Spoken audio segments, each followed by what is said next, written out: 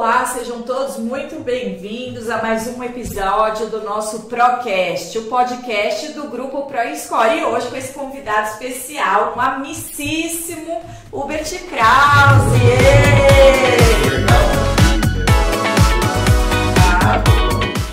Bom, falando um pouquinho do Hubert, o Hubert também é autor do livro Ganhe Dinheiro Brincando, é um expert, aliás, é o maior especialista da indústria de entretenimento no Brasil. Queria que você falasse um pouquinho do seu background, da sua experiência, o que você está empreendendo atualmente. Legal, Ney, obrigado pelos elogios, obrigado pelo carinho. Bem, eu atuo atualmente, estou como consultor nesse segmento da indústria da diversão, e dentro dessa indústria, que é uma indústria muito grande, acabo sendo um especialista, acabo atuando de forma mais forte dentro de negócios que exploram principalmente as festas infantis, as festas de aniversário como fonte de receita.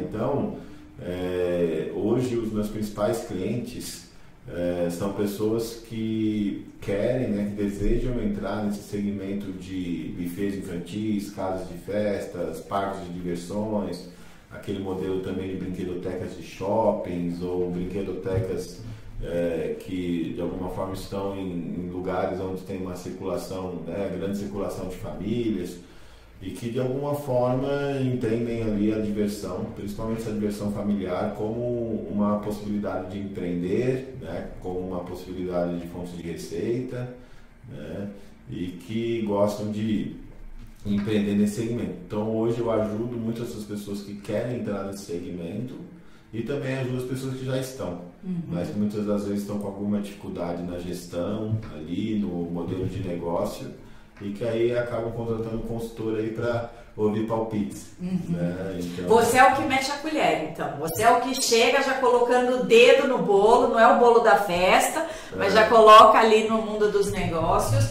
Quando as pessoas me falam, o que você faz? Você dá palpite na empresa dos outros. Só que é lógico que é um palpite fundamentado, com base nessa experiência de 20 anos atuando nesse segmento.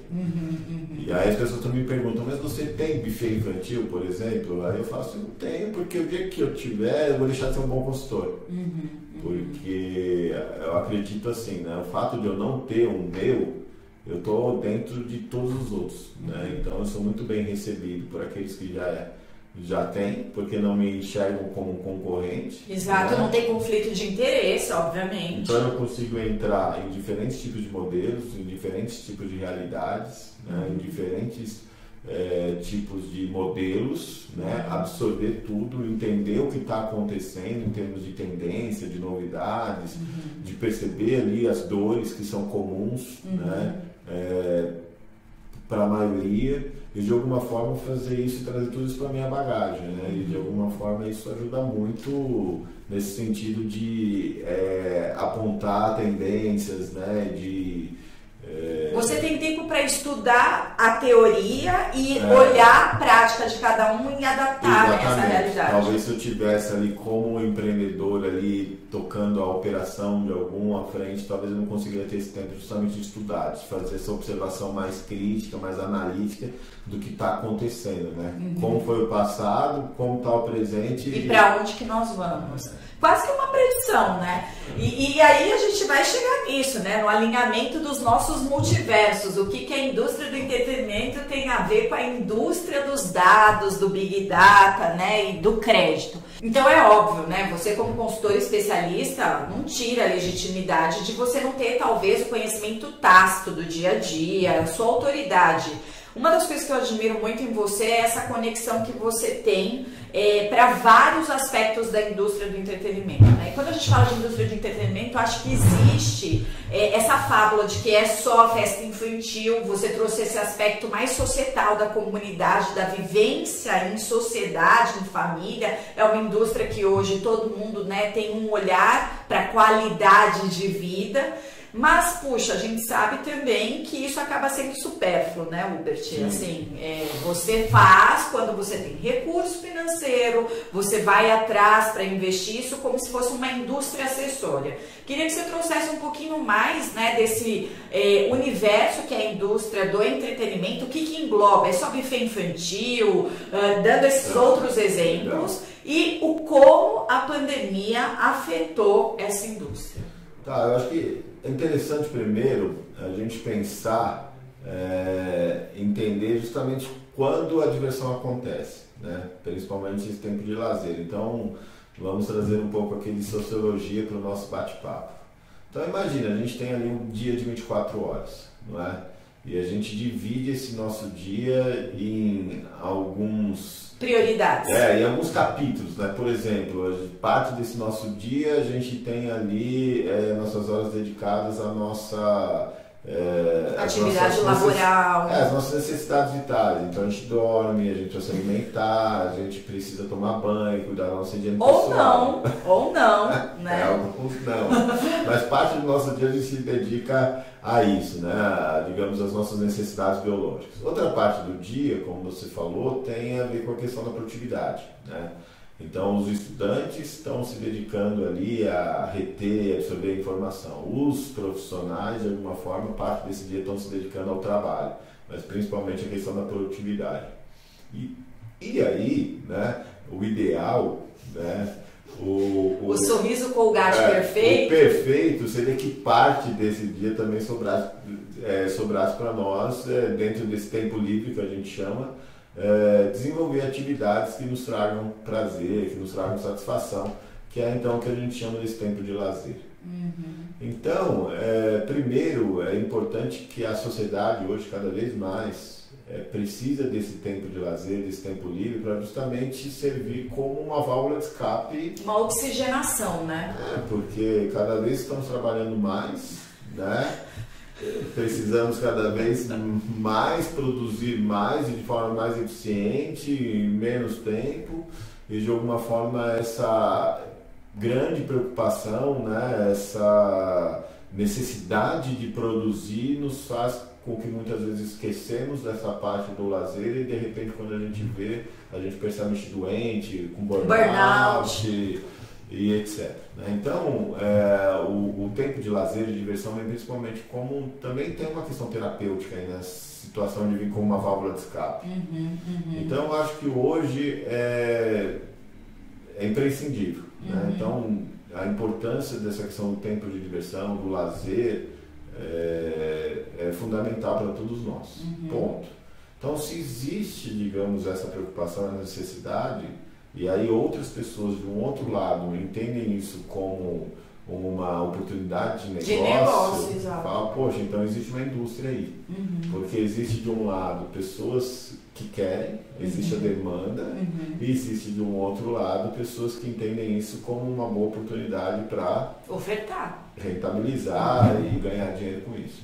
Então, dentro, lógico, né, todas as faixas etárias querem se divertir. Isso, eu ia te fazer essa pergunta, os diferentes tipos de lazer. Sim, a questão é que os interesses das atividades mudam. Então, lógico, crianças, a gente sabe que tem muito aquele interesse por atividades de desgaste, né, de movimentação, as crianças são muito enérgicas, querem gastar essa energia e gostam... E o pai agradece, né? A mãe agradece. Porque depois vão dormir em paz, vão dormir de forma bem tranquila. Mas então, assim, a gente tem as crianças que têm essa necessidade, né, o interesse, gostam muito das atividades, principalmente desgaste de energia. A gente já percebe os adultos, os adolescentes, os jovens com interesses também, mas talvez atividades um pouquinho mais intelectuais, atividades com menos desgaste. É lógico, cada um é cada um, né? Então, existem crianças que também gostam de atividades mais calmas, como existem também jovens, adultos que gostam de atividades mais desgastes. A questão é que a gente tem diferentes tipos de interesses. As pessoas também, dentro do seu tempo de lazer, as pessoas são diferentes. Então, às vezes, o que você gosta de fazer não é o interessante para mim, mas às vezes, em algumas situações até combina. Né? E a questão das afinidades. Então, e partindo também dessa ideia que a melhor idade, por exemplo, as pessoas um pouco mais velhas também têm outros interesses, então você pode explorar essa questão do entretenimento e da diversão como nichos também. né? Então, eu também como consultor faz parte desse meu trabalho, identificar quem é esse público-alvo, né, desse empreendimento e adequar as atividades de lazer, principalmente as opções, né, de diversão de lazer, para que esse negócio quer oferecer para esse público que quer atingir. Né? E aí, quando a gente fala em entretenimento familiar, de alguma forma, é algo que a gente precisa pensar em todos. Então, por exemplo, inclusão. Um parque de diversões que visa atender a família, ele tem que ter ali oportunidade para os adultos, ele tem que ter opções ali para as crianças, às vezes até pensar no vovô, na vovó também, e etc. Então, cabe a nós que estamos, digamos, nos bastidores aí, que tem trabalho, que entrou com diversão, dar opções. Né? Então, talvez o Evo, muitos desses empreendedores, desses empreendimentos, quando estão começando, é escolher o que as pessoas vão fazer dentro ali do seu negócio. Enquanto, na verdade, cabe a nós, dentro desse conceito que a gente definiu, dar opções. Exato. Né? E então, aí voltando à sua pergunta, hoje, como está esse campo, né? Esse campo de atuação? Que com o lockdown deve ter sofrido muito. A gente não pode esquecer primeiro a casa, como um ambiente, a prática do lazer, da diversão. Então, o lazer doméstico ainda é muito importante. Então, hoje a gente tem, por exemplo, os condomínios cada vez mais investindo na questão do lazer, na área do lazer, né? Até dessas propagandas que a gente recebe. Vai comprar um imóvel, você já olha todas as amenidades. Não, e assim, só tem foto do lazer. Você tem uma planta ali do apartamento. De 40 metros quadrados. Tem a planta ali que você consegue visualizar onde é a cozinha, onde é o quarto, coisa e tal, mas fica no cantinho, assim, né? Exato. Mas agora as fotos grandes é toda a questão da piscina, da quadra, do lazer, quadra de beach tênis, etc. Isso, né? É o valor agregado. Então a gente não pode esquecer primeiro, né, desse lazer dentro de casa e que com o aumento dos condomínios, dessa forma de moradia, né, as pessoas cada vez mais para dentro de condomínios, sejam verticais ou sejam horizontais, a profissionalização desse lazer dentro, porque muitos desses condomínios contratam empresas, contratam profissionais para gerir justamente tanto essa parte de espaço, de equipamentos, como de programação. Principalmente esses condomínios, né, com maior densidade de pessoas e etc. Então, acho que a gente não pode esquecer primeiro desse lazer doméstico e a diversão doméstica é muito importante. Bom, fabuloso. Depois, principalmente nas grandes cidades, a gente tem os centros comerciais, os shoppings, né? Porque os shoppings trazem muitas facilidades para esses grandes consumidores, porque no mesmo lugar você tem estacionamento, você tem segurança, você tem alimentação, tem a questão da climatização, né? Por exemplo, pessoas que moram em lugares muito quentes. Nessa Uber, como é o meu caso, que desde 2019 eu estou morando em Rondônia, e lá, Porto Velho, lá é muito quente. Então, poxa, é ótimo ir pro shopping, tem um ar-condicionado, uma delícia, coisa e tal, porque ficar na rua não dá. O bafo, é muito calor.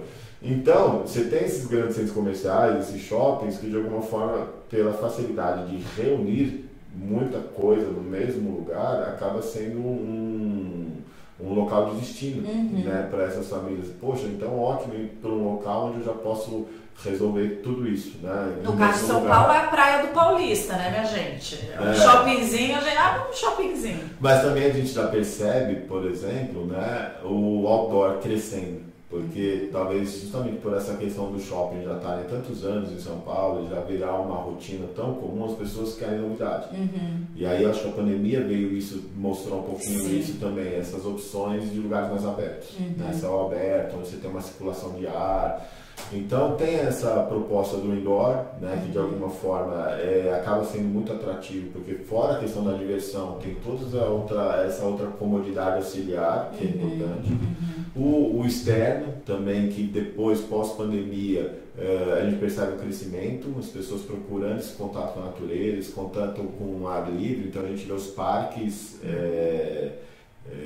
né, cada vez sendo mais procurados, os parques naturais, que eu falo, como aqui em São Paulo a gente tem um exemplo do Horto Florestal, do Parque Ibirapuera, e aí tem uma situação agora que é a privatização, pelo menos aqui em São Paulo, desses parques, né, a privatização da gestão. Por segurança, até por mais ofertas de serviço. E aí serviço. a gente vê players, né, do entretenimento, principalmente, né, dessa indústria da diversão, dentro desses parques públicos operando também. Então, hoje, após essa privatização, se vê uma estrutura muito mais profissional, em termos de espaço e equipamento. Porque a gente sabe que, muitas das vezes, o que é gerido pela iniciativa pública, em termos dos equipamentos, espaços, em termos de conservação, coisa e tal, às vezes não é o que a gente gostaria, o que a gente acredita ser o ideal, como... Que é o que você falou, né? Não é impor, é ouvir o que o público ali local precisa. E até mesmo, né? Então, quando você tem essa opção gerida pela iniciativa privada, por mais que tenha ali uma cobrança, né, tem um valor de ticket de ingresso, mas pelo menos você vai ter mais tranquilidade em relação à própria segurança do equipamento, a limpeza, estado de conservação, né, opções também, aumenta o leque de opções, acaba sendo positivo. Bem, então a gente tem, né, os parques, os shoppings, as casas, e aí a gente tem esses empreendimentos mais privados, né, no sentido assim de realmente a conta precisa fechar. Né? Tudo bem, a diversão é o meu... Mas tem que dar receita, né? A diversão é a minha fonte, a diversão é a minha atração, né? É o meu modelo de negócio, o meu business, no sentido, né? Eu ofereço diversão em troca de uma remuneração, mas isso precisa trazer retorno. Então a gente tem uma esfera macro grande, que são os parques de diversões, por exemplo, que são preparados para atender muitas pessoas por dia, né? No mesmo período. E você tem ali as opções mais medianas, mais micros também, das medianas, né? Enquanto nos macros aqui a gente tem principalmente os parques de diversões, talvez como maior exemplo, na questão mediana a gente tem muitos desses empreendimentos que hoje estão dentro desses shoppings, mas são operações grandes também que conseguem atender menores. Aí no micro a gente tem esse modelo principalmente de casas de festas, né, buffets, essas próprias brinquedotecas também, parques ali com um tamanho, uma estrutura menor também, e que de alguma forma acabam, né, atendendo esse público familiar, principalmente as crianças. E aí isso muda muitas vezes diferente de cidade para cidade. Né? É isso que eu ia falar da regionalização, né? De repente, como você disse, né? No super calor eu prefiro ir ao shopping e talvez num lugar mais fresco eu prefiro ir num espaço outdoor e ter aí atividades que eu vou despender de energia. E aí também, você me falou, eu lembrei que a gente não pode esquecer também dos clubes, né? Então você tem desde aqueles dos clubes até que são criados a partir de uma associação, onde você tem os seus sócios, etc., como clubes privados também, que vendem títulos e etc., que tem essa situação do céu, né, do céu aberto, né, do ar livre, mas que são equipamentos de alta qualidade. E que de alguma forma ali o investimento nesses equipamentos, o foco maior, né, e na programação também das atividades, que eu acho que é muito importante. Nos equipamentos, só pelos equipamentos não acontece nada. Não gera engajamento. A gente precisa toda uma animação sociocultural, que a gente diz, em termos de criação de programação, para que esses equipamentos tenham vida, né, e tenham aconteça. E aí a gente tem, dentro ainda dessa indústria do entretenimento, cinemas, teatro... Meu Deus, é tudo, né? Tem o turismo, tem... os hotéis, né? Então a gente não pode, de alguma forma, poxa, hoje, né, quando eu tenho ali o tempo livre, né, poxa, como que eu quero passar esse meu tempo livre? O que hoje nos traz prazer, né? E aí a gente tem uma rica oferta de opções, né? Tem os esportes, tem as pessoas que gostam, por exemplo, de assistir um jogo de futebol, né? Torcer. O lado mais lúdico, né? Artístico. Shows. Então, assim, como que as pessoas querem passar o seu tempo de diversão? E aí, quando a gente vem para a iniciativa privada, que de alguma forma traduz no sentido assim, tá? A gente vai te dar opções para justamente você escolher o que fazer desse seu tempo de diversão, mas essa opção é paga. Ok, estou disposto a pagar, mas em contrapartida esse valor desse ingresso, esse ticket, esse investimento que eu estou fazendo, o que eu recebo em troca? E aí esse operador aqui, ele tem que estar muito focado, né, muito preocupado na entrega, na experiência. De realmente, assim, a expectativa é que essa pessoa, quando saiu de casa, estou saindo de casa agora para me divertir. Sei que eu vou ter um investimento para isso fazer, né? Mas eu vou voltar para casa feliz. Então, essa minha expectativa foi atendida. Aquela situação que a gente estava falando agora há pouco do extravasar, né? Então, eu consegui realmente mandar esse meu estresse embora, essa minha... É uma relação de troca, né, Albert? E aí, esses operadores que hoje entendem isso, essa relação de troca que conseguem oferecer essa experiência, são aqueles que acabam tendo sucesso. E é interessante falar que tudo isso que a gente comentou atende diferentes níveis de... expectativa, budget... de orçamento, principalmente de poder aquisitivo, porque você pega assim, vamos falar a questão das festas. Você hoje tem já desde espaços que fazem festas menores, mais baratas e que de alguma forma atendem um público que não quer fazer um investimento tão alto, um público de poder aquisitivo menor, mas que você já tem opções, como também você tem, né, opções ali de você fechar um parque de diversões para fazer a festa de aniversário do seu filho. De um ano. Não vai ser uma coisa barata, mas já existe essa possibilidade. Né? Então eu acho que a diversão, de alguma forma, como é algo que está dentro ali do ser humano, todos nós, né? A própria criança, né? Eu acho que a primeira coisa talvez que ela aprende é a brincar. Né? Então isso é algo que está dentro de nós. Então todos nós temos essas necessidades, né? E aí do outro lado existe toda essa indústria que vai atender, né? Mas em contrapartida de um investimento, né? E aí faz o negócio, as transações comerciais acontecerem. Nossa, gente, já saí aqui rememorando, não vamos deixar nossa criança morrer, né? Vamos investir no lazer. E é verdade isso, né? Porque a gente vê cada vez mais essa indústria se ampliando quando a gente fala sobre o aspecto de qualidade de vida, né? Como que eu consigo equilibrar o meu dia a dia. Tem aí o que a gente acabou não abordando, mas a questão da indústria pet, que acaba tendo, né, uma convergência, os novos filhos, né, da sociedade moderna ou de uma sociedade mais líquida, que você também investe dinheiro porque você quer ter esse bem-estar, né? De toda forma, eu imagino que a pandemia acabou assolando muitos negócios. Claro, a gente percebeu isso na economia mundial também, não é só aqui no caso do Brasil. Para esse setor foi cruel, né? Foi cruel, você teve o primeiro setor a fechar e o último setor a voltar, né? Porque tem toda essa questão do distanciamento, da segurança. Será que eu posso realmente ir? Vou expor o meu filho? Vou expor o meu vovô, minha vovó, enfim. E como que estamos hoje, né? Então, pensando de 2020 para 2022, você viu muitas empresas, porque acredito que muitas delas eram seus clientes, então você deve ter recebido várias más notícias, né, ao longo do caminho. Você mesmo que fez para se reinventar e o como estamos agora, né? Estamos num processo de retomada realmente, mudou, pivotou o modelo de negócio. Claro, a gente está falando talvez um pouco mais da especificidade do seu nicho, que é essa questão de festas infantis, né, e buffets e tudo mais, mas ampliando um pouco, porque o Hubert, viu, gente, para quem não sabe, esse especialista aqui, ele dá show em grandes parques de diversões, tá? Ele traz o estudo também de movimentos globais para aplicar localmente, o jeito de encantar o cliente, o famoso jeito Disney. O Hubert também é um grande especialista nisso.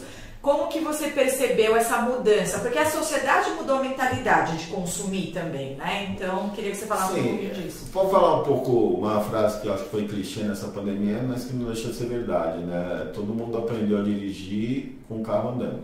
Então, acho que a nossa indústria, o nosso setor não foi diferente. Quando saiu ali a informação de isolamento, coisa e tal, eu confesso que eu acho que muitas outras pessoas também no setor não imaginavam que o negócio ia estender tanto, né? Então, no primeiro momento, beleza, ok, daqui 15 dias... Vai abrir de novo. Ai, daqui 2 meses vai ter vacina. E, de repente, assim, a gente se viu... a gente se viu com um grande problema nas costas, principalmente, né, por causa da descapitalização. O que aconteceu, né? A receita parou, né?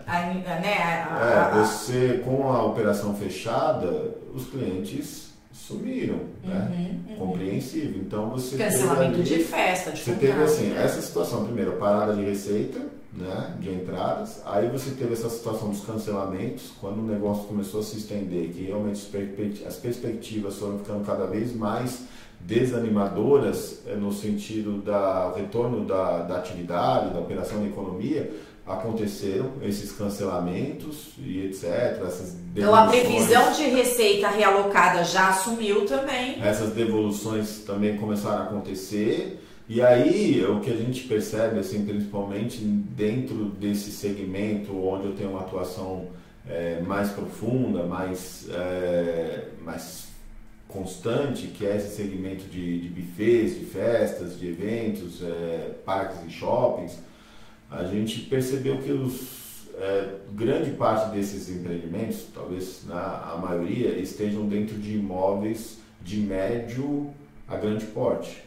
Né? E aí o IPTU não para, né? O IPTU não para. Isso, exatamente. As despesas fixas, principalmente infladas pela questão do aluguel, IPTU, coisa e tal, essas não pararam. Não foram todos os donos de imóveis que entenderam que não eram todos os donos de empreendimentos que eram proprietários dos seus imóveis. Então, grande parte ainda tem essa questão do contrato de aluguel, dessa relação de aluguel, e isso a gente sabe que foi um problema muito forte. Também a questão ali da descapitalização, no sentido de desligar pessoas, quando você percebeu que estender. E aí você tem que...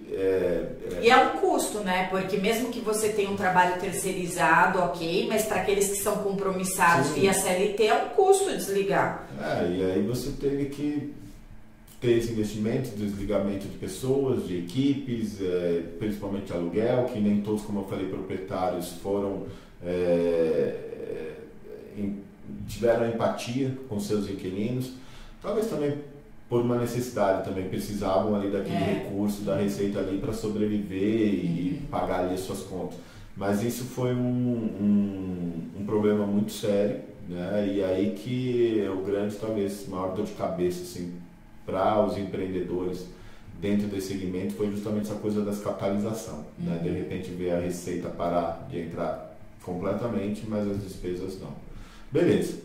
E aí, durante a pandemia, quando a gente tem flexibilidade, digamos assim, porque a gente teve várias fases, né? Lockdown total, depois a reabertura, etc. Esse segmento foi o que o último voltou, né? Foi o primeiro a fechar lá atrás e o último a voltar.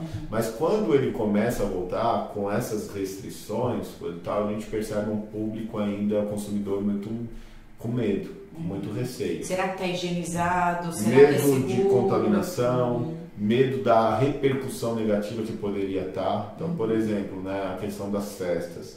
Eu vou lá e contrato uma festa e realizo uma festa ainda nesse período de incertezas. Como que será os meus amigos, os meus... Aí também a marca, né? Aí eu fui lá, peguei Covid lá, hein? Então, você está...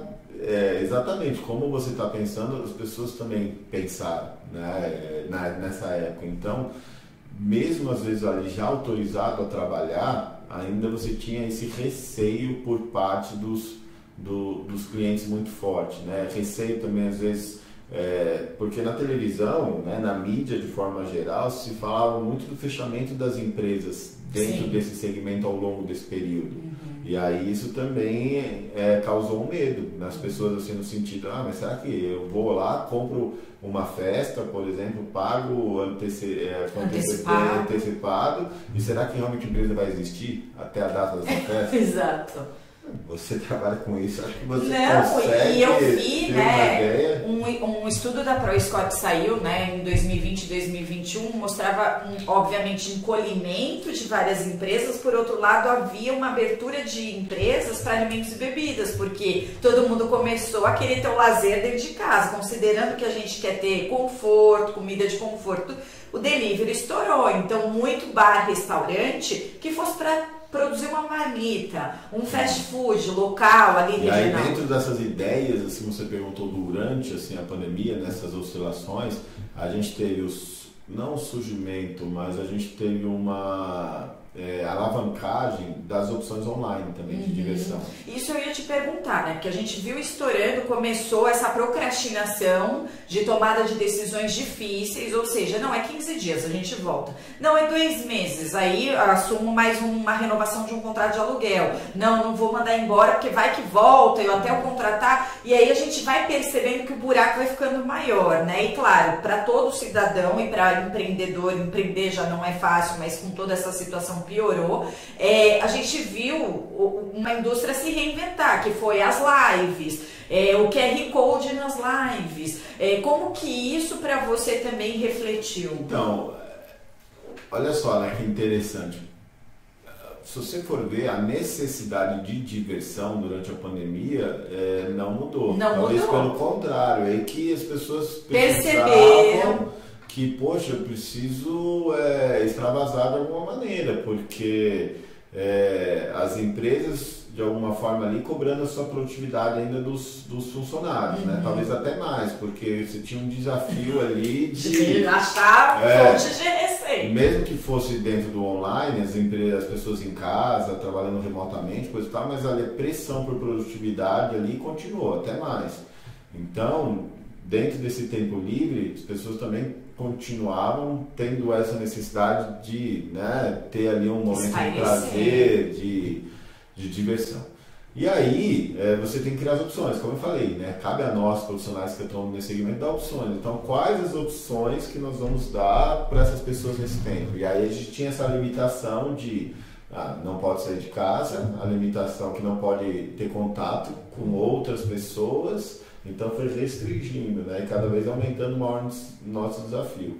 E aí, por exemplo, no segmento infantil, muitas dessas empresas que ofereciam esse trabalho de recreação e entretenimento na casa das pessoas, que eram, digamos, esse trabalho delivery, iam até onde, né, a sua necessidade estava, essas empresas começaram também a se reinventar no sentido de fazer esse conteúdo online. Poxa, então a gente consegue fazer brincadeira com as crianças através do Zoom, né? Ou dessas outras plataformas. Isso foi interessante porque começou a acontecer uma integração, às vezes até de crianças com outros países. Então, às vezes, numa mesma sala, numa mesma brincadeira... Um evento ali de recreação. Tinham crianças de diferentes partes do mundo. Então, abriu para novas possibilidades que até então talvez nunca se tinha imaginado. E aí, uma exchange cultural fantástico. Não, esses outros próprios parques, esses empreendimentos maiores que realmente estavam dentro de shoppings, né, que trabalham com um grande número de pessoas ao mesmo tempo, precisaram se preocupar muito com o posicionamento das suas marcas na rede, né? Já os grandes operadores, né, durante a pandemia, principalmente essa fase de isolamento, eles entendiam que não tinham outras ações menores, pequenas, que eles poderiam fazer que pudesse trazer faturamento. Ou qualquer ação que pudesse trazer faturamento ia ser muito aquém do que realmente eles tinham antes, do que eles precisavam ali para chegar ao seu ponto de equilíbrio. Então eles entenderam que nesse tempo a maior preocupação desses grandes operadores era manter viva a relação com seus consumidores. Então utilizaram muitas redes sociais, né, e do online para continuar esse engajamento. Então eram ações de engajamento. Só que principalmente quando a gente quer engajar com crianças, nada melhor do que um conteúdo divertido. Então a gente percebe esses parques propondo opções de diversão, mas dentro da rede, né? Dentro da internet, para manter esse engajamento. Bom, e aí depois agora nessa fase de retomada, quando a gente já percebe a reabertura das operações, hoje a gente constata uma demanda reprimida, né? Então aquela expectativa que se tinha quando fechou tudo, né, hoje a gente percebe, né, essa situação de o pessoal ficou muito tempo fechado, muito tempo reservado, muito tempo com vontade, mas segurando, e agora que liberou a gente percebe essa situação no mercado. E a maior reclamação que eu tenho, né, desses meus clientes, dessas pessoas que eu tenho relacionamento que fazem essa operação, principalmente aqueles que trabalham com festas e eventos, é a falta de data. Né? Então, assim, já praticamente estão com essas datas mais próximas aí, todas vendidas, e aí existe até uma procura já por datas do ano seguinte.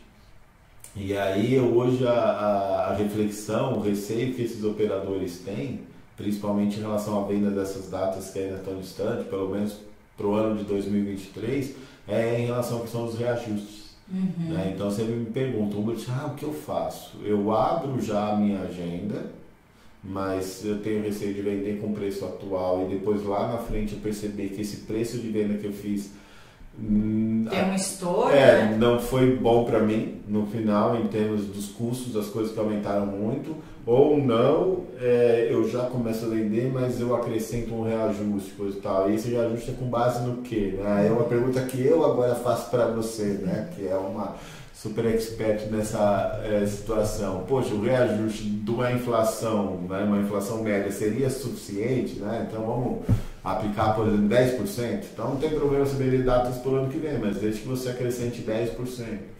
Mas e aí, esses 10% são Não sabemos, né? Não sabemos. Aí os algoritmos de predição que a gente pode olhar com uma, óbvio, base setorizada, né?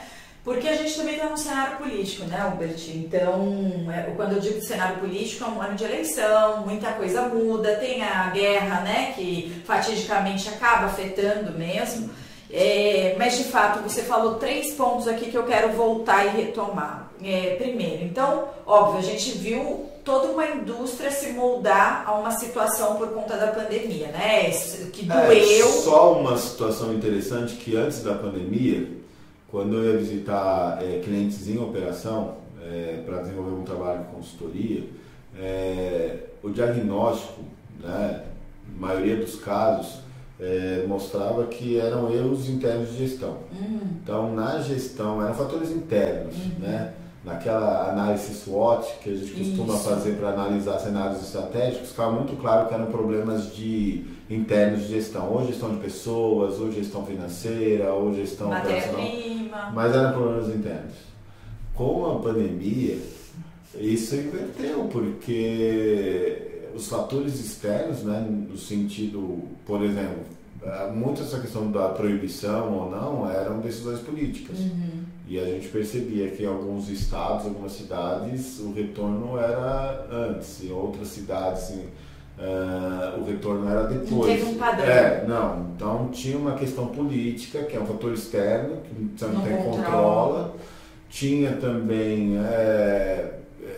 essa questão assim, de você ser impedido de trabalhar. Né? Uma coisa eu posso trabalhar e aí tem problemas, né? E aí pelas minhas limitações, as minhas incompetências, o meu negócio acaba sofrendo desembate.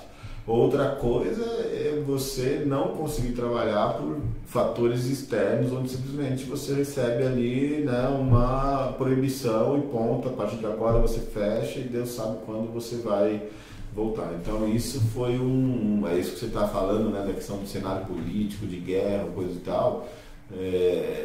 Nunca os fatores externos foram tão influentes, né, tão determinantes no desenvolvimento da operação do negócio, né, principalmente acho que na saúde financeira, né? Isso para tudo, né? E aí voltando no ponto, era exatamente isso. Teve toda uma remodelagem, né, sobre como me posicionar, como ofertar, como gerar receita de uma forma diferente. Então a minha primeira pergunta nesse sentido seria, nessa retomada, que a gente vê uma demanda reprimida, que, né, não sei qual que vai ser o preço praticado para daqui 9 meses, enfim.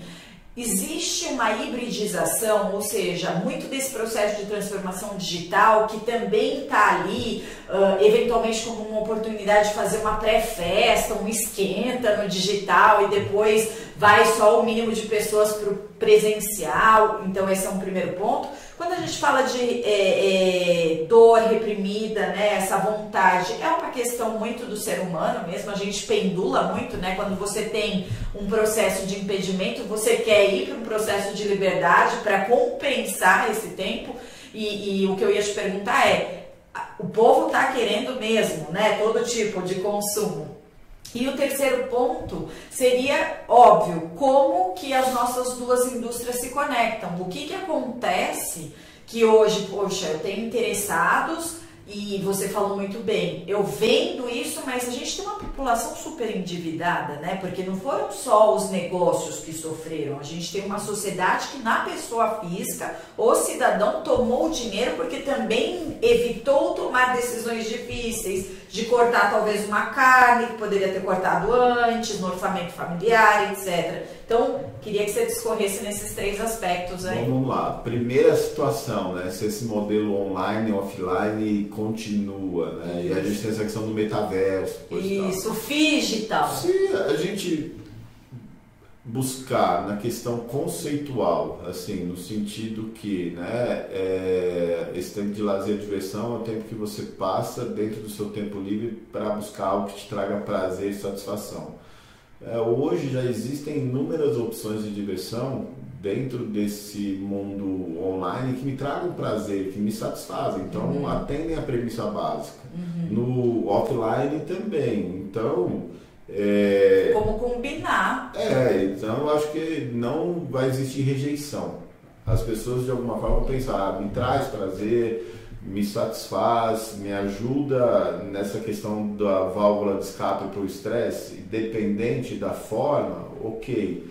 Então eu acho que surge uma oportunidade de explorar, né? De explorar economicamente, né, enorme. Então sim, eu acredito que isso vai continuar. Até mesmo porque quando a gente fala, por exemplo, em festa, que é uma das formas como as pessoas vivenciam, né, esse tempo de lazer, diversão, muito disso acontece dentro das festas. Quando a gente vai ao dicionário, a gente vê festas, reunião de pessoas para fim de divertimento.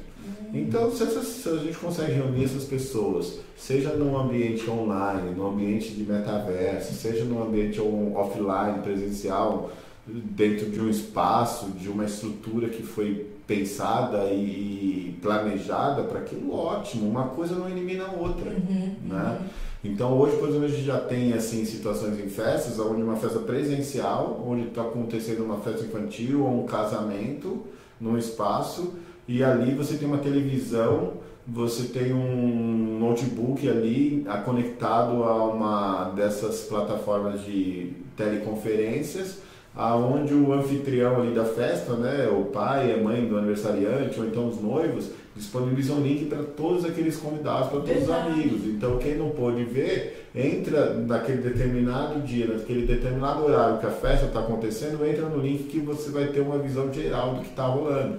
E tempos em tempos o aniversariante vai lá e dá um tchau pro pessoal que está na câmera, os noivos vão lá e dão um tchau para quem está na câmera. O espaço geofísico aí. E aí entender principalmente que eu acho que uma coisa não elimina a outra, elas se complementam. No fim, qual é o objetivo? Não é que a gente tenha ali momentos de diversão, que a gente tenha pílulas, né, doses ali de emoção, de emoções positivas, né? Como o prazer, como a satisfação, né? A diversão. Então, acho que isso, beleza, a primeira pergunta, né?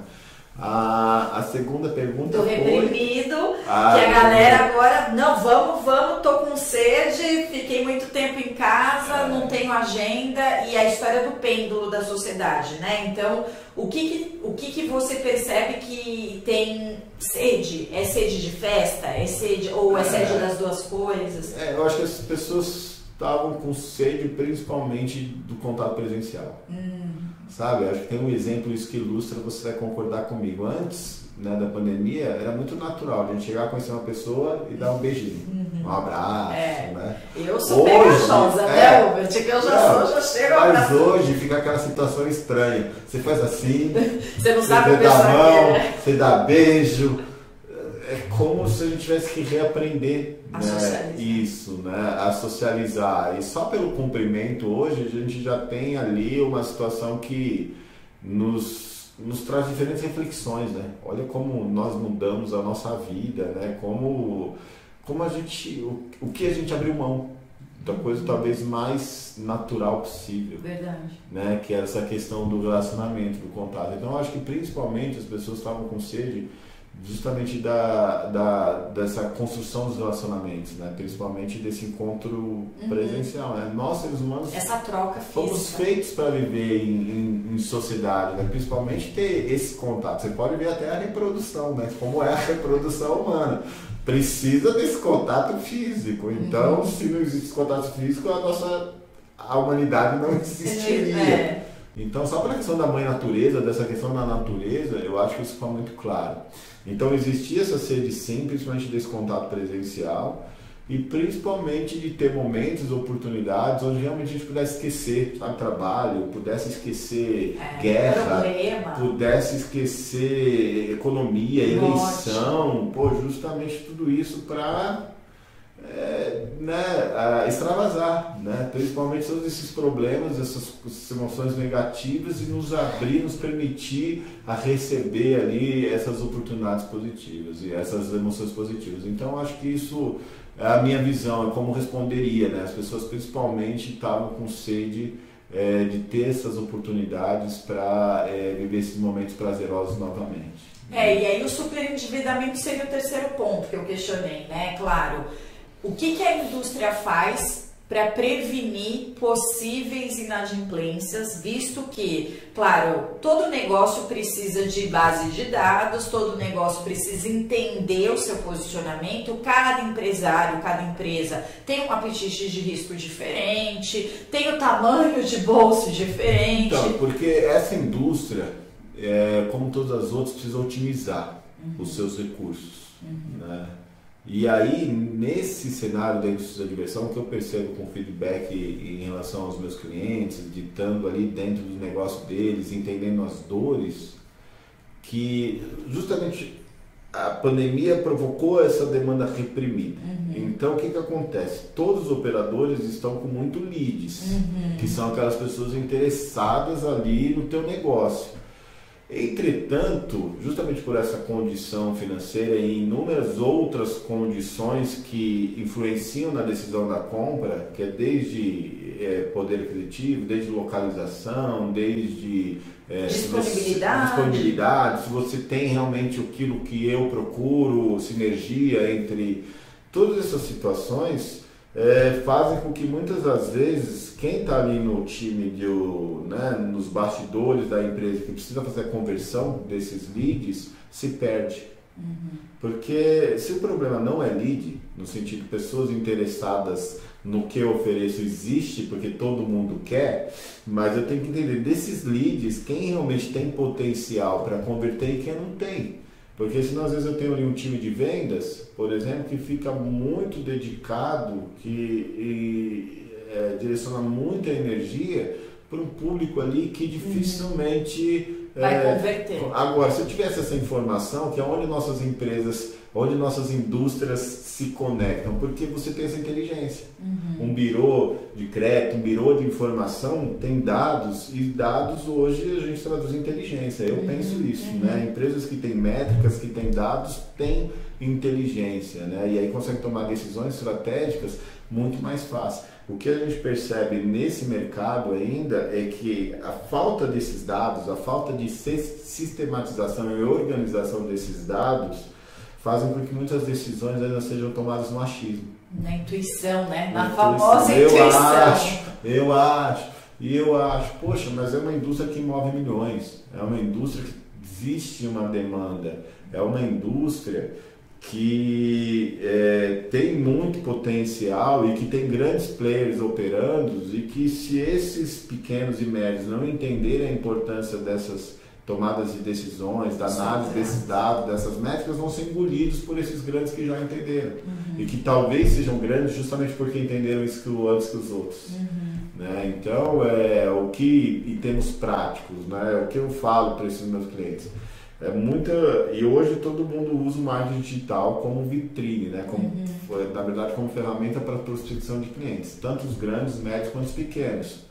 Porque hoje ainda investir em veículos de massa, além de serem muito caros, como televisão, coisa e tal, muitas das vezes também não significa necessariamente que você vai ter o resultado que você espera. Né? Então, de alguma forma, todo mundo acaba indo para para a internet, até mesmo porque é a audiência, né? Onde as pessoas estão. Todo mundo tem o celular, todo mundo tem o smartphone, todo mundo está conectado. Exato. Então, partindo da premissa que a audiência já está na internet, então, se a gente consegue investir nesses canais onde me trazem métricas, dados, até é mais fácil para eu entender se valeu a pena ou não. Então, voltando só a esse assunto da questão de como otimizar esses leads, né? Então, é uma metodologia que eu falo com meus clientes, que eu trabalho com meus clientes, que eu até aprendi com você.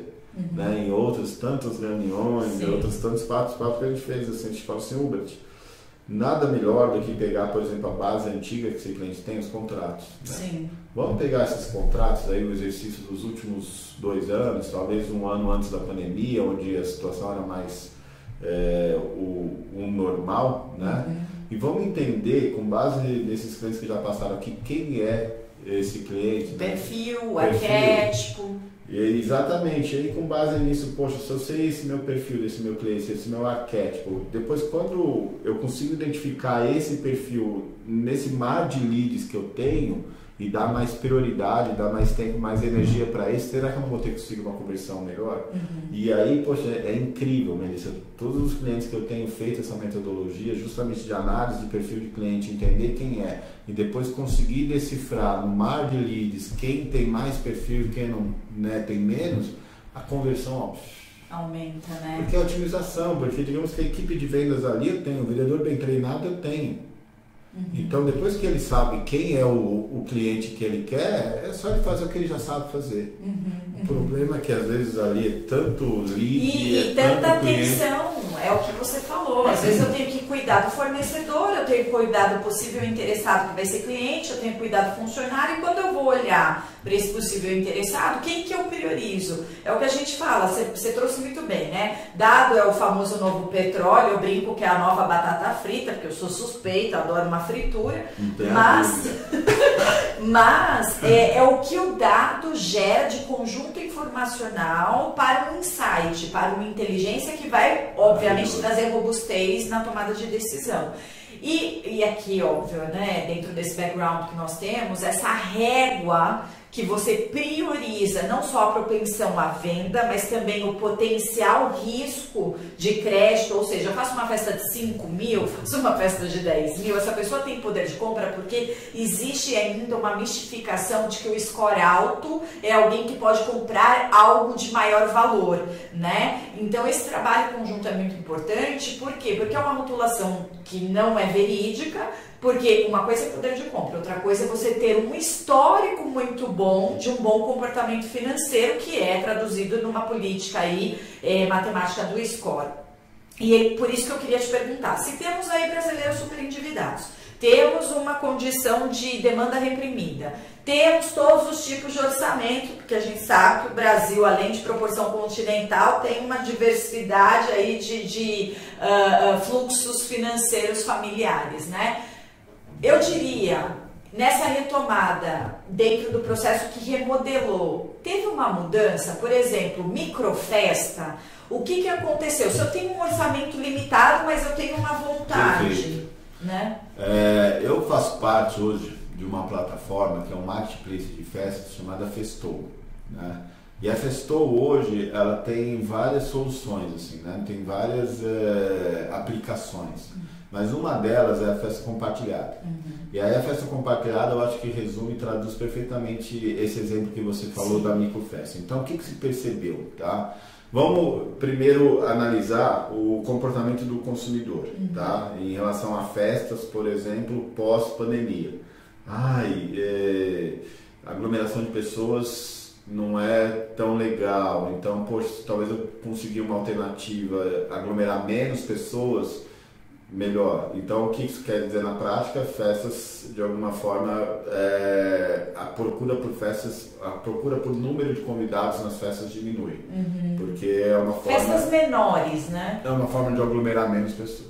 Aí, com essa questão toda que você falou da economia, da desaceleração da economia e etc., as pessoas querendo gastar menos. Não querem deixar de fazer, porque é importante para a nossa família, é importante para a criança, principalmente no caso das festas infantis, né? É muito importante para a criança, é importante para a família, não quero deixar de fazer, mas eu consigo talvez fazer uma coisa menor. Convidar menos pessoas, selecionar melhores as pessoas que eu vou trazer. Então eu quero fazer uma experiência melhor para menos pessoas do que uma experiência mediana para massificar, né? Então esse é o comportamento do cliente, a gente percebe. Agora do outro lado também tem o operador. Então eu tenho um exemplo clássico até do Marcelo, que é o fundador dessa plataforma onde eu faço parte, e ele tem uma rede de casas de festas, e aí em um determinado momento ele percebeu a seguinte situação: ele recebia cerca de 1.000 solicitações de orçamento por mês. 1.000 leads, né? Só que desses 1.000 orçamentos, 800 desses leads estavam dispostos a investir até o valor de R$3.500. Só que as festas ali nas unidades dele iniciavam em 6.000, 6.500. Então o que acontecia? Esses 800 clientes ele já perdia, logo de cara. Porque não tinha elegibilidade. Não tinha produto, não tinha serviço e festa para vender essas pessoas. Então é como um avião que toda vez decola com vários assentos vazios.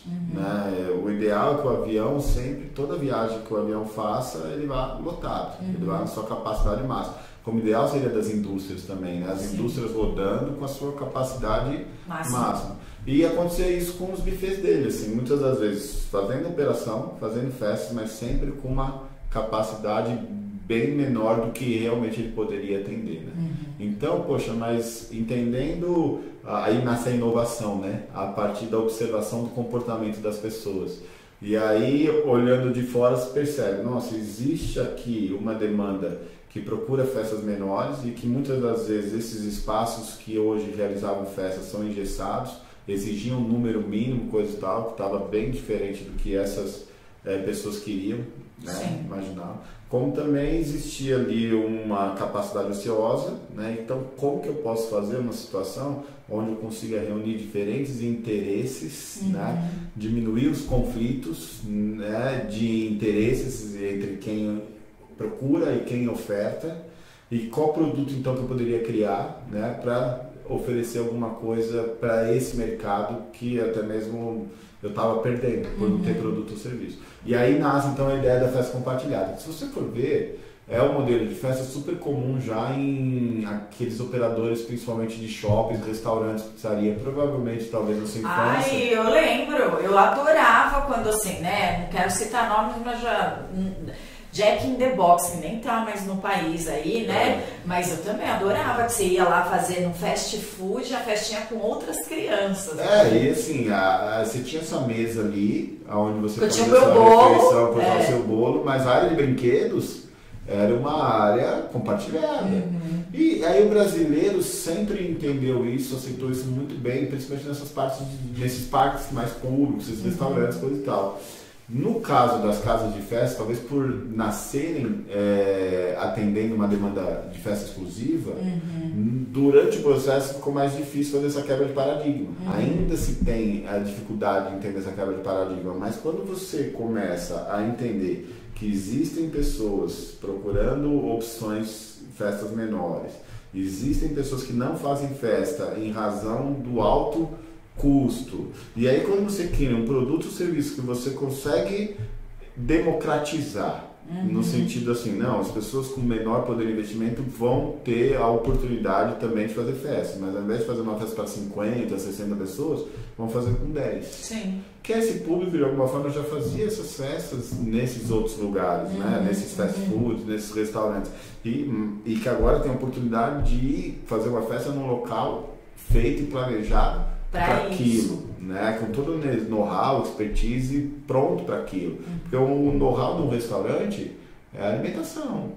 A festa acaba sendo secundária e terciária. Você pode ver que muitas das vezes acontece problemas ali, né? Às vezes os clientes se frustram justamente porque a entrega não é tão boa como poderia, porque não é o negócio principal.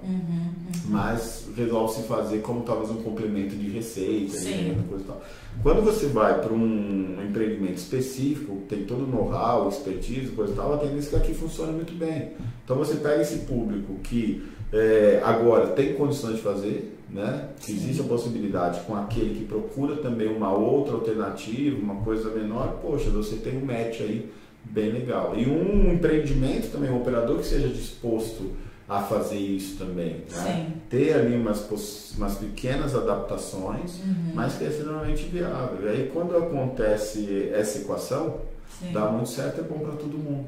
Pois porque já um avião já fica mais cheio na hora de decolar, você tem o espaçamento, cada criança com seu bolo, a diversão coletiva. E essa coisa da economia compartilhada, que nós estamos falando aqui, né? Que as pessoas associam muito para quem as pessoas querem economizar, que não querem gastar muito. Mão de vaca. Pelo contrário, hoje a gente vê esse mercado assim, eu não tenho iates, né? Mas às vezes a gente lê matérias, coisa e tal, conversa com pessoas que tem uma condição melhor e eles falam que para esse público de luxo todas essas situações hoje estão compartilhadas, né? Você não compra um iate, você tem o timeshare, você não compra helicóptero, você compra uma cota de helicóptero, né? Até uma mansão, coisa e tal, etc. Então se esse público que tem poder aquisitivo, que poderia fazer a festa que quisesse, poderia fechar o parque de diversão para isso, esse público está se beneficiando dessa situação da economia compartilhada, né? Então, poxa, isso é algo que funciona para todas as indústrias.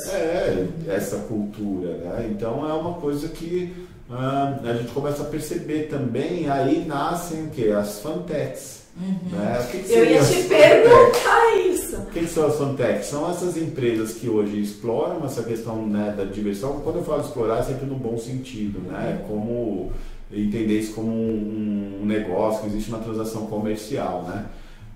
Então, essas empresas que utilizam da diversão como business, né, como atrativo ali para fontes de receita, mas usam da tecnologia para operacionalizar e viabilizar esse negócio. Porque imagine esse match, tá? Então, já que uma casa de festa, por exemplo, que antes fazia uma festa para 100 pessoas, exclusiva, agora tem a oportunidade de fazer festa para 10 pessoas, só é viável para casa de festa também se eu consigo 10 festas de 10 pessoas. Exato. Ou então uma de 10 pessoas, uma de 30 pessoas, uma de 40 pessoas. Só viabiliza também se eu conseguir fazer esse encontro. E aí existe ferramenta melhor do que a tecnologia para conseguir fazer esse match, de aproximar essas pessoas com interesses comuns, porque se fosse fazer de forma talvez analógica, né, eu teria que pegar o telefone, ligar, descobrir as pessoas que têm interesse em fazer festas, depois descobrir aonde, quanto gastar. Imagina o tempo que isso me demandaria, sendo que às vezes ali por 3, 4 cliques você já tem a distância ali do que são os interesses em comum para uma mesma data, para o mesmo poder de compra, enfim. E aí a tecnologia, a plataforma, na verdade, é um grande marketplace, como eu falei. Então a gente tem um background, né, investimento em marketing digital, principalmente para a captação desses leads, com base na nossa persona, onde a gente consegue já identificar esses perfis. Então depois, quando a gente tem a oferta das festas, coisa e tal, etc., é muito mais fácil fazer esse match.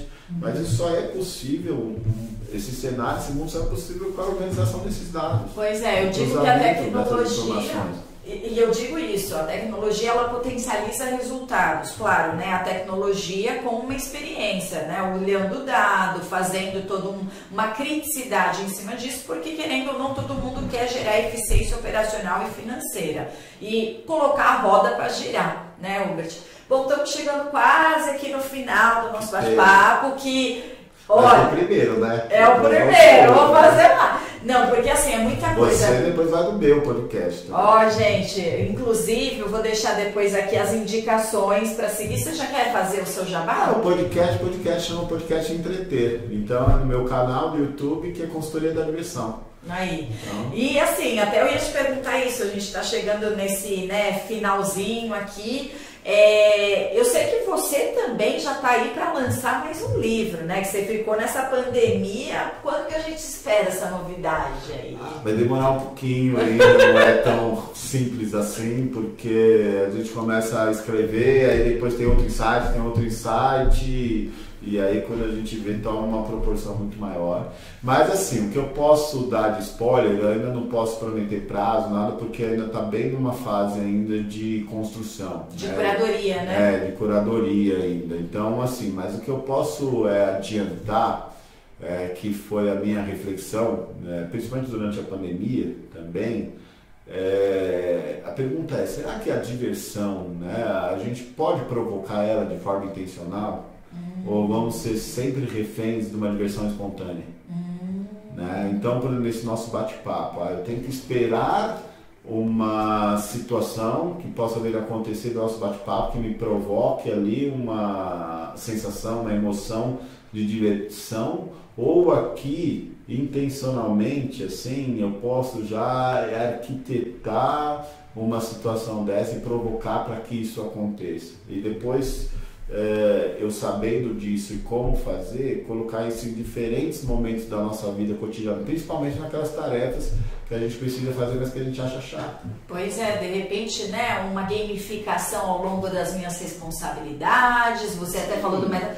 Olha, eu acho que dá pra gente fazer bem uns 4 episódios, né, pessoal? Então, se vocês gostaram desse episódio, também deixe seu like aqui no nosso canal do YouTube. Se você tá no agregador da sua predileção, então também deixa aí os comentários. Tragam perguntas que a gente pode responder nas nossas redes sociais aqui, né, seu Hubert? Esse engajamento é fundamental, assim, né? Então é muito importante.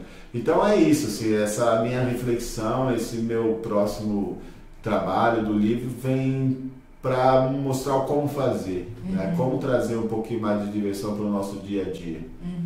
Eu gostei muito de aprender mais sobre essa indústria das fintechs agora, né, que está nascendo.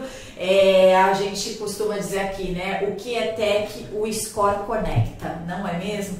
Então é mais uma interface que a gente começa a descobrir, muito interessante. Eu espero que os nossos ouvintes também, a nossa aí, audiência, tenha aprendido. Tenho certeza que ficou muita coisa, muito insight. O objetivo mesmo do nosso canal aqui, do nosso episódio, nunca é ser um viés comercial, mas é trazer informações às vezes densas de forma muito mais leve e instrutiva. Adorei ter você aqui, porque eu já sou suspeita, porque eu te admiro como profissional, como amiga. Eu faço jabá mesmo, eu sou do tipo que a gente tem que fazer o nosso entorno crescer e vamos crescer todo mundo junto. Obrigada. E você sempre tem as portas abertas aqui conosco. Não, eu que agradeço, gente. Nossa, muito bem recebido, sempre muito bom estar com você, sempre muito divertido estar com você. Então, para mim foi 10, assim, realmente eu só vou torcer para que seja o primeiro de outros, né? Isso que aí. a gente consiga ainda trocar muito mais figurinhas e para quem está nos assistindo, gente, esse encontro mesmo da tecnologia, da inteligência de dados, vai ser fundamental para qualquer negócio, assim, isso tanto pequeno quanto médio e grande. São esses dados, né? Hoje todo mundo, como eu falei, todo mundo se utiliza da questão do marketing digital para aparecer, né? E tem umas empresas que aparecem mais do que outras, e às vezes até gastando menos. E essa fórmula só se faz você tendo um conhecimento muito profundo desse teu cliente, de quem você quer atingir, de onde você quer chegar, do potencial que você tem, desse potencial de mercado que esse teu público, tua persona tem. Então são informações essas estratégicas fundamentais que só a organização e sistematização desses dados pode trazer. Pois é, e com isso a gente tem aqui, né? Eu vou também fazer meu jabá. A gente tem soluções para tudo isso: extração de leads B2B, inteligência mercadológica, temos também toda essa parte de diagnóstico de bases legadas, enfim. Mas obrigada mais uma vez, já aceitei o convite, já vou no seu também, tá bom? Vai dar. Vai dar tudo certo. Obrigada mais uma vez, Hubert. Valeu, meu. Beijo. Beijo. Tchau, gente.